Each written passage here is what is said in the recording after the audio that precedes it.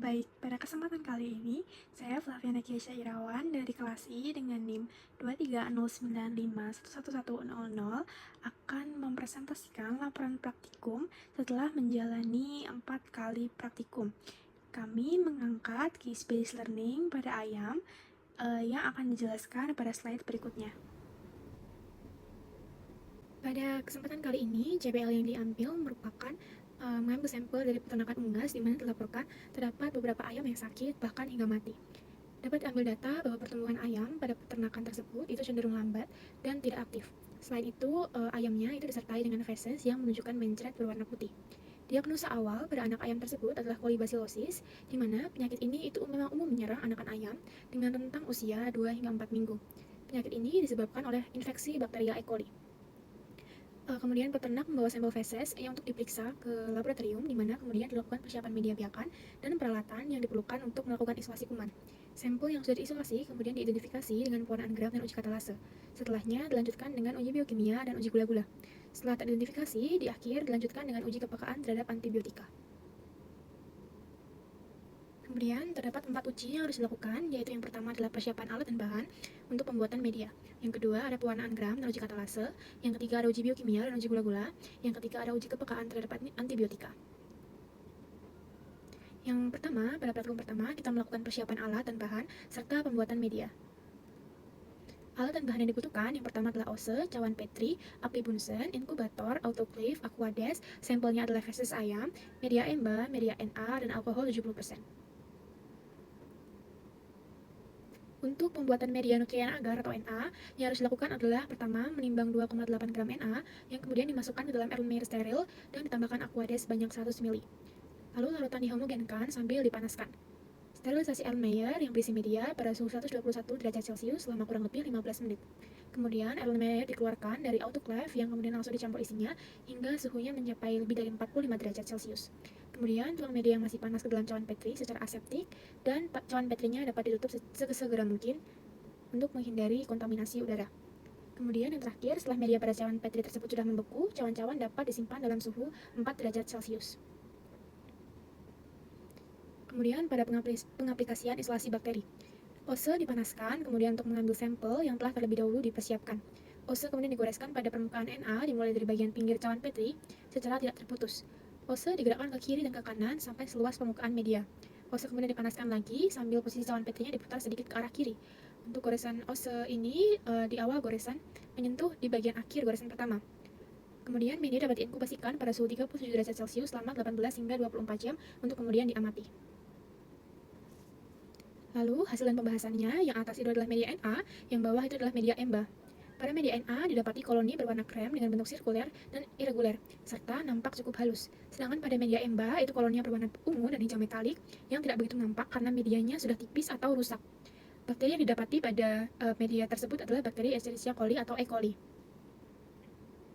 Konklusinya, terdapat dua jenis media, media umum dan media selektif. Media umum itu untuk menemukan semua jenis mikroba dan dapat mengidentifikasi bakteri gram positif dan bakteri gram negatif. Sedangkan pada media selektif itu hanya dapat ditumbuhi oleh bakteri gram negatif. Kemudian pada media sampel itu ditemukan bakteri Escherichia coli pada sampel feses ayam. Pada praktikum kedua, kita melakukan pewarnaan gram dan uji katalase. Pada praktikum kedua ini, kita membutuhkan use, objek kelas, isolat bakteri, api bunsen, pipet tetes, mikroskop, crystal violet, iodine, safranin, dan yang terakhir adalah alkohol 70%. Untuk melakukan pewarnaan gram, yang pertama dilakukan adalah dengan meneteskan 2 hingga 3 tetes crystal violet pada permukaan objek kelas yang berisi bakteri yang sudah difiksasi. Kemudian dibiarkan selama 1 menit untuk kemudian dicuci dan dikeringkan. Yang kedua, tetesi larutan iodin agar permukaan bakteri yang diwarnai tertutup larutan pewarna dan dibiarkan selama 1 menit untuk kemudian dicuci dengan air mengalir dan dikeringkan.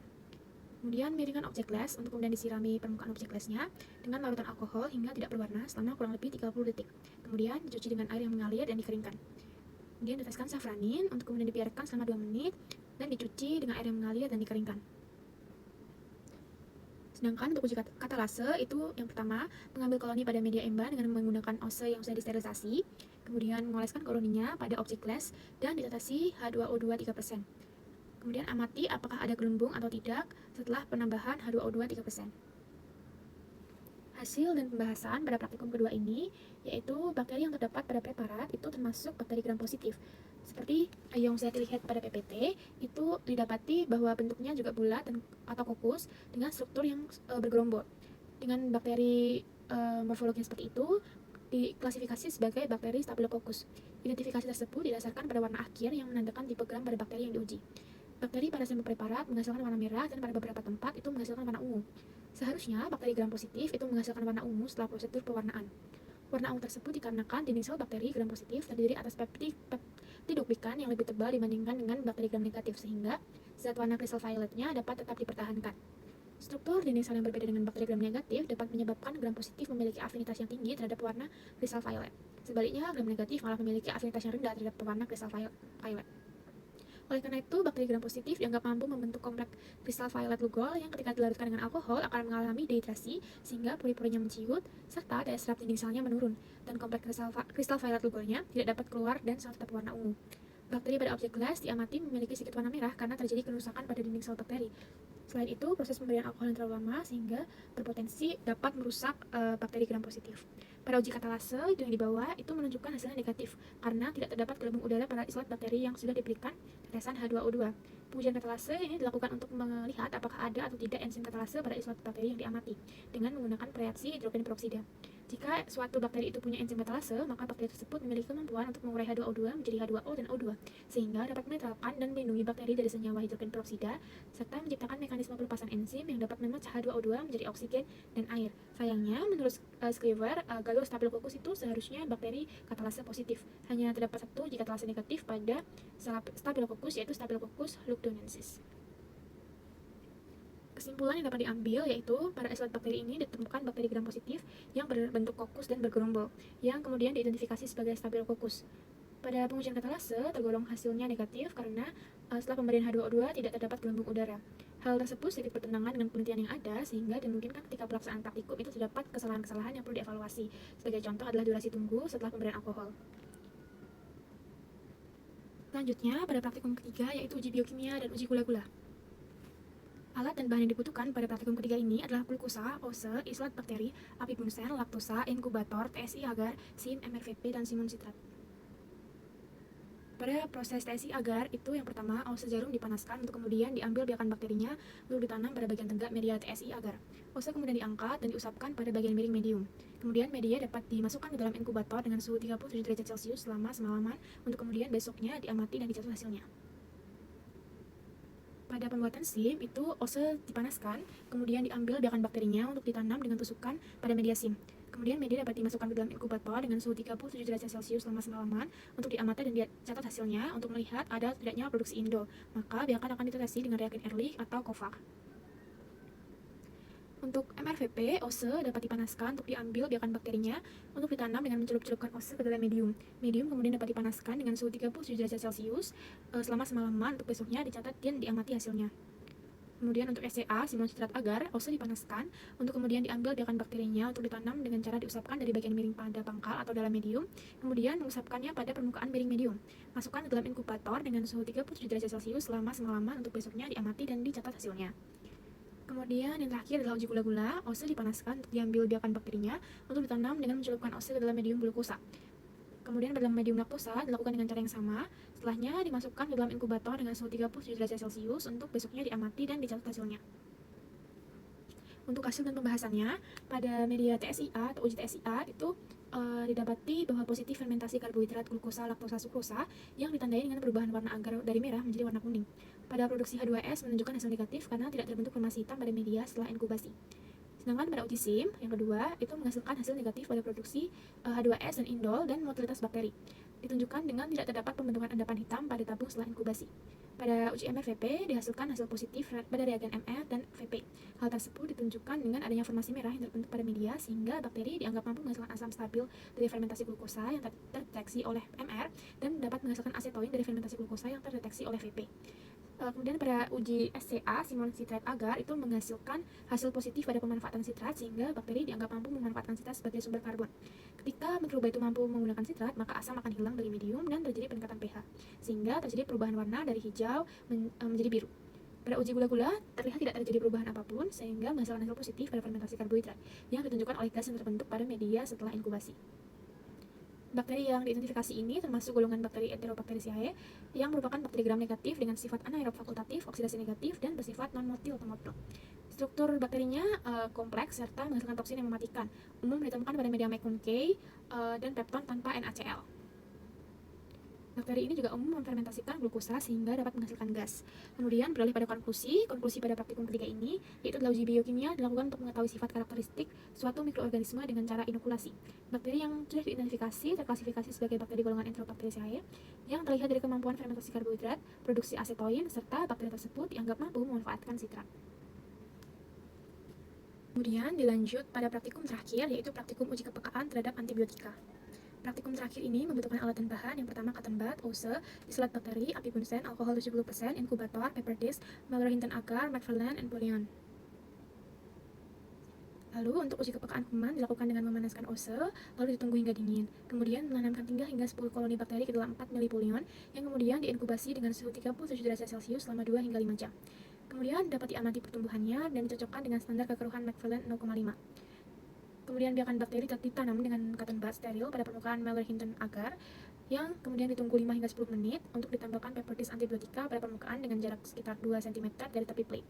Kemudian media dapat diinkubasi pada suhu 37 derajat Celcius selama semalaman untuk keesokan harinya diamati dan dicatat perubahan killing zone-nya. Lalu untuk hasil dan pembahasan pada praktikum kali ini diawali dengan keterangan dari setiap inisialnya. Yang pertama dari K itu kanamisin, C itu chloramphenicol, DO itu doxycycline, B itu bacitracin, DA itu clindamycin, dan yang terakhir XST sulfamethoxazole trimetoprid. Pada K itu didapati ukurannya 2,7 cm, pada C 2,6 cm, pada DO 2,8 cm, pada B 1,9 cm, pada DA 2,3 cm, pada XXT itu sekitar 2,8 cm. Pada area killing zone K itu tidak terjadi resistensi bakteri, dia tidak terdapat pertumbuhan koloni bakteri apapun. Sedangkan pada killing zone lainnya itu terlihat lebih besar atau lebih lebar dibandingkan killing zone pada K, namun dia masih resisten terhadap antibiotik karena terdapat koloni yang terbentuk. Kalau di K itu dia tidak terjadi resistensi karena sama sekali tidak ada koloni yang terbentuk. Kesimpulannya, kepekaan bakteri dapat dibagi menjadi 3, yaitu resisten R, intermediate I, dan sensitif S. Resisten, dia tergolong tidak peka terhadap antibiotik, sehingga tidak mempan. Intermediate itu terdapat pergeseran kepekaan menjadi resisten, dia di middle. Sensitif itu antibiotiknya efektif menghambat pertumbuhan mikroba, jadi dia peka terhadap pertumbuhan mikroba untuk menghambat terjadinya pertumbuhan mikroba tersebut. Kemudian untuk final conclusion-nya, jadi terdapat 4 tahapan praktikum. Yang pertama adalah persiapan dan pembuatan media piakan. Yang kedua itu adalah dia pewarnaan gram dan uji katalase. Yang ketiga ada uji biokimia dan uji gula-gula. Dan yang terakhir adalah uji kepekaan terhadap antibiotika. Lalu untuk kembali ke case-based learning-nya, di mana penyakit ayam tadi diklasifikasi atau didiagnosis sebagai penyakit kolibasilosis. Itu merupakan penyakit infeksius pada ayam atau unggas yang disebabkan oleh bakteri E. coli. Bakteri pada APEC itu didominasi oleh 3 serotip, yaitu O1, O2, dan O3. Pada usus ayam, sekitar 10 hingga 15%-nya itu didominasi oleh bakteri jenis APEC, E. coli APEC.